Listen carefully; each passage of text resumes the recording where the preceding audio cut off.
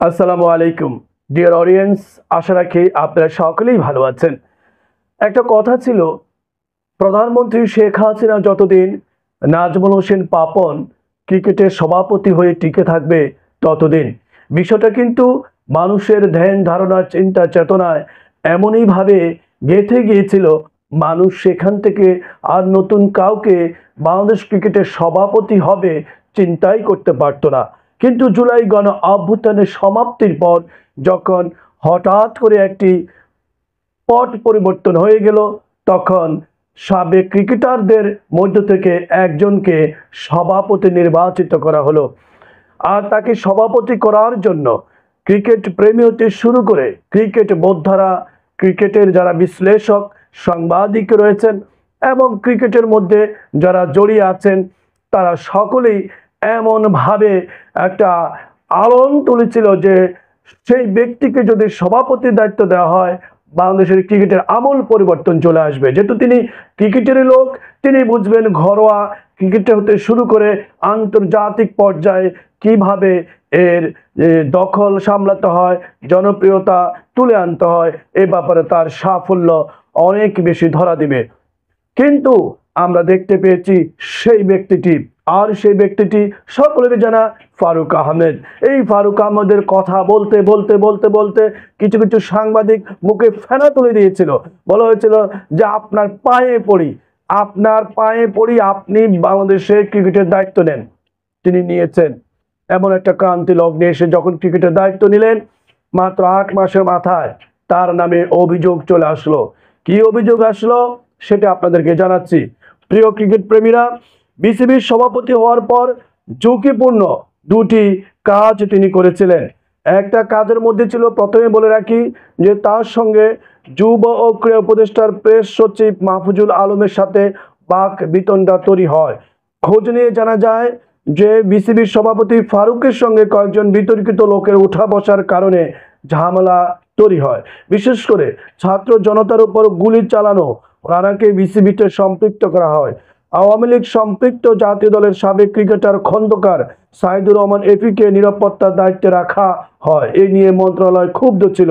এই দুজনের সঙ্গে সম্পর্কের বিষয়ে জানতে চাওয়া হলে ফারুক আহমেদ কয়েক মাস আগে বলেন যে রানার সঙ্গে আমাদের সম্পৃক্ততা ছিল নারায়ণগঞ্জে ক্রীড়া সংগঠক হিসেবে। সে যে আন্দোলনের ছাত্র জনতার উপর গুলি চালিয়েছে তা নাকি তারা জানাই ছিল না। অর্থাৎ না জেনে শুনে, যাচাই বাছাই না করে, খোঁজ খবর না নিয়ে একজনকে তিনি একেবারে নিজের কলিজার টুকরা করে নিয়েছিলেন। এই ব্যাপারে অবগত হওয়ার পরেই তাকে বাদ দেওয়া হয়েছে। বাদ দেওয়া হয়েছে। খন্দকার সাইদুর রহমান এপি জাতীয় দলের ক্রিকেটার হিসেবে বিসিবিতে এসেছে, যখন জেনেছি তার ব্যাপারে আপত্তি রয়েছে, তাকেও বাদ দেওয়া হয়েছে। এবার দ্বিতীয় ঝুঁকিপূর্ণ বিষয়টা বলি, সেটা হলো ব্যাংক থেকে এফডিআর সরিয়ে নিরাপদ ব্যাংকে নেওয়ার কথা বলেছিলেন ফারুক আহমেদ। বিসিবিতে জানায় যে ঝুঁকিপূর্ণ ব্যাংক থেকে 250 কোটি টাকা উত্তোলন করে সবুজ ও হলুদ তালিকাভুক্ত 13টি ব্যাংক, মানে যে ব্যাংকগুলো সবুজ এবং হলুদ তালিকাভুক্ত, যেগুলো দেউলিয়া হয়ে যেতে পারে, নিজেদের জামিন হারাতে পারে, এই ধরনের 13টি ব্যাংকে তিনি এফডিআর করে রেখেছিলেন। 238 কোটি টাকা তিনি নতুন করে এফডিআর করা হয়েছে। এই ব্যাংকগুলো থেকে 2 থেকে 5% বাড়তি মুনাফা পাওয়ার কথা বলা হয়েছে। এফডিআর করার ফলে অংশীদার ব্যাংক থেকে 12 কোটি টাকা স্পন্সর পাওয়া নিশ্চিত হয়েছে বলে উল্লেখ করা হয়।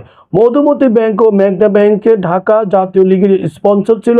নতুন করে এফডিআর করা সভাপতিকে কেউ দোষারোপ করছে না। সমস্যা হয়েছে যে মধুমতিতে 66 কোটি টাকা, মেঘনাতে 52 কোটি টাকা রাখা হয়েছে, আর 11টি ব্যাংকে রাখা হচ্ছে 122 কোটি টাকা। কিন্তু 2 ব্যাংকে কেন প্রায় অর্ধেকের টাকা এফডিআর? এটা হলো প্রশ্ন, যে 2 ব্যাংকে কেন অর্ধেকের বেশি টাকা এফডিআর করা হয়েছে। একজন পরিচালকের কাছে নিয়ে প্রশ্ন করা হলে নাম গোপন রাখার শর্তে তিনি বলেন, সাধারণত মোটা অঙ্কের টাকা এফডিআর করা হলে কমিশন পাওয়া যায়। এই কমিশন বৈধ? সভাপতি সেটা নিয়েছেন কিনা জানা নেই, তবে যেটুকু শুনেছি মধুমতি ও মেঘনা ব্যাংকের সভাপতির বন্ধু আছেন। বুঝতে পারছেন? মানে মধুমতি এবং মেঘনা ব্যাংক, যে দুটো ব্যাংক কিন্তু আপনার গ্রিন সিগন্যাল রয়েছে, রেড সিগন্যাল রয়েছে দেউলি হওয়া যাওয়ার জন্য, সে দুটি ব্যাংকে তার সভাপতি বন্ধু আছে, আর সেখানে তিনি এফডিআর করে থাকতে পারেন। এই জন্য, এবং আবার মধুমতি ব্যাংক কিন্তু আবার বিপিএল আন্তর্জাতিক সিরিজের পার্টনারও ছিল। তাহলে এখানে পুরোপুরি স্বচ্ছতার ভিত্তিতে কাজগুলো যদিও ফারুক আহমেদ বলেছেন তিনি করছেন, এবং তিনি সংবাদ সম্মেলন করে তিনি ব্যাপারটা নিশ্চিত হয়েছেন যে তিনি সেখান থেকে লজিস্টিক কমিটির স্বাক্ষর নিয়েছিলেন এগুলো রাখার ক্ষেত্রে। কিন্তু তার ইমেজ ক্ষুণ্ণ করার জন্য নাকি কেউ কোনো কিছু কিছু ব্যক্তি উঠে পড়ে লেগেছে, সেটা নিয়ে তিনি আশঙ্কা প্রকাশ করছেন। এবং বিসিবির এখান থেকে যে আর্থিক লাভবান হবে এই কারণে তিনি মধুমতি ব্যাংক বা ঢাকা ব্যাংকে টাকাগুলো নিয়েছেন ব্যাপারে তিনি জানিয়েছেন। এখন প্রশ্ন হলো কে এই রানা। আপনারা জানুন যে গত 19শে জুলাই যখন নারায়ণগঞ্জে ক্লাবের সামনে আন্দোলনকারী ছাত্র জনতার উপর হামলা চালানো হয়, তখন সেখানে আওয়ামী লীগের নেতা শামীম ওসমান ও তার সহযোগীদের সঙ্গে ছিলেন এস এম রানা, অর্থাৎ তাদের সঙ্গী ছিলেন এস এম রানা। এ ব্যাপারে নারায়ণগঞ্জ সদর থানায় করা মামলায় আসামি রানাকে গ্রেপ্তার করা হয়, পরে তিনি জামিন পেয়ে যান। তার নামে আরেকটি মামলাও রয়েছে। অভিযোগ রয়েছে শামীম ওসমানের শ্যালক তানভীর আহমেদ টিটু, বিসিবির বর্তমান চেয়ারম্যান আমাদের যে ফারুক আহমেদ রয়েছেন, তিনি নগরের নিতাইগঞ্জে বাপ্পি চত্বর এলাকায় এস এম রানা মিলে ভূমিদস্যু সিন্ডিকেট গড়ে তুলেছিলেন, অর্থাৎ বালু উত্তোলন, বালু বিক্রি করা। এই সিন্ডিকেট জমি দখল সহ নানা অপকর্মে জড়িত ছিল। বালু উত্তোলন শুধু না, অর্থাৎ ভূমি দখল করে সেগুলো বিক্রি করা, আপনারা যেটা জানেন ভূমিদস্যু বলা হয়। নামে বেনামে মানুষকে ভয় ভীতি দেখিয়ে 2 টাকার জিনিস 1 টাকা দিয়ে কিনে যেটা করা হয় এটাকে ভূমিদস্যু বলা হয়। শামীম ওসমান পরিবারের সহযোগিতায় রানা নারায়ণগঞ্জে ক্লাবের সহসভাপতি ও জেলা ক্রীড়া সংস্থার কার্যকরী সদস্য হন। এই ধরনের একটা ব্যক্তিকে তিনি ক্রিকেটের সাথে তিনি সংযুক্ত করেন।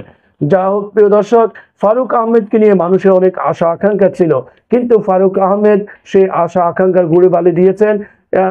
আমরা দেখতে পেয়েছি ঘরোয়া ম্যাচ এবং ফ্র্যাঞ্চাইজি ম্যাচগুলোতে যেভাবে বিতর্কিত হয়েছিল, বিতর্ক সৃষ্টি হয়েছিল টাকা পয়সা নিয়ে, লেনদেন নিয়ে এবং ম্যাচ ফিকশন নিয়ে, এগুলো ব্যাপারে ফারুক আহমেদের প্রতি বিস্তর অভিযোগ রয়েছে। ফারুক আহমেদ মেজাজ হারাচ্ছেন, কথায় কথায় রেগে যাচ্ছেন, এবং তিনি তার কাছের মানুষেরও বিরক্তির কারণ হয়ে দাঁড়িয়েছেন, এবং তাই তিনি শত্রু বাড়াচ্ছেন।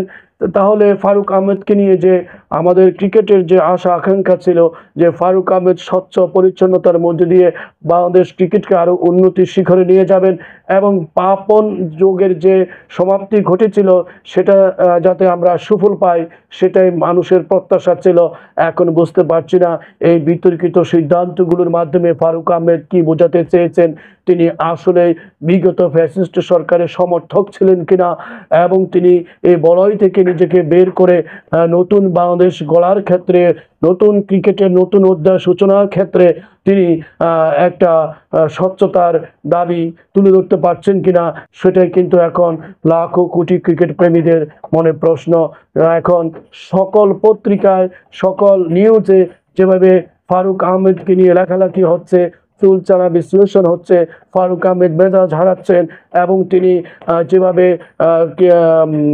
বিসিবি টাকা তিনি এফডিআর ক্ষেত্রে যেভাবে অস্পষ্টতা তৈরি করছেন সেটা, এবং ঝুঁকিপূর্ণ সিদ্ধান্ত নিচ্ছেন, সেটা কিন্তু বড় একটা আশঙ্কা তৈরি করছে। আমরা প্রত্যাশা করি বাংলাদেশ ক্রিকেটের সুদিন ফিরে আসবে। ফ্র্যাঞ্চাইজি ম্যাচ বলেন এবং ঘরোয়া ক্রিকেট বলেন এবং ম্যাচ ফিক্সিং যেগুলো বলেন, এই ধরনের সিদ্ধান্ত থেকে কি ধরনের কি বলে তদারকি চলে এবং কি ধরনের রিপোর্ট আসে, এবং সেই ভিত্তিতে কঠিন কোনো সিদ্ধান্ত নেওয়া হয় কিনা সেটাও আমরা প্রত্যাশা করব।